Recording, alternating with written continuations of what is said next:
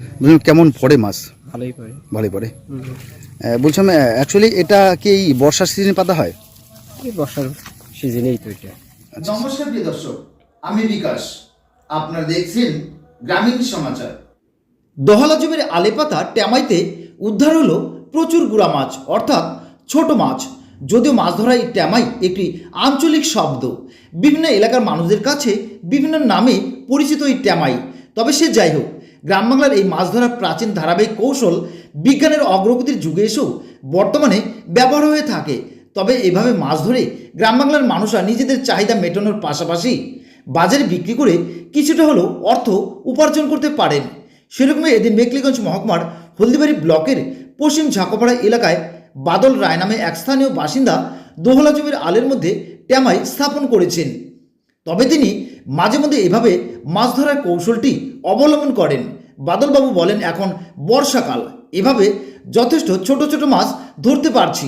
তিনি আরও বলেন, এটা ধারাবাহিকভাবে বংশ পরম্পরায় আমরা ট্যামাইয়ের মাধ্যমে বর্ষাকালে প্রচুর মাছ ধরে থাকি এবং বাড়িতে মাছের চাহিদা পূরণ করি।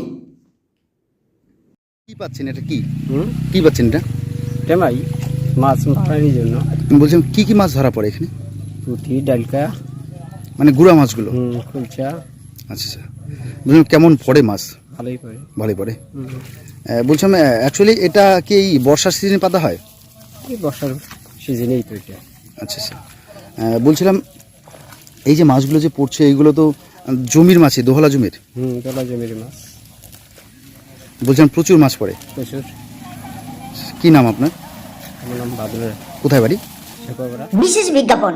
এবার থেকে শিলিগুড়ি গ্রেটার লাইন্স আই হসপিটালের উদ্যোগে কোচুয়া অভিযান সঙ্গে অবস্থিত চক্ষু পরীক্ষা কেন্দ্রে সুলভ মূল্যে চক্ষু পরীক্ষা নিরীক্ষা, চশমা সহ বিনামূল্যে সানি অপারেশনেরও ব্যবস্থা রয়েছে। প্রতি সোমবার হতে শনিবার সকাল 10টা থেকে বিকেল 5টা পর্যন্ত খোলা থাকবে। তাই অতি সত্বর যোগাযোগ করুন 7865051223 এই মোবাইল।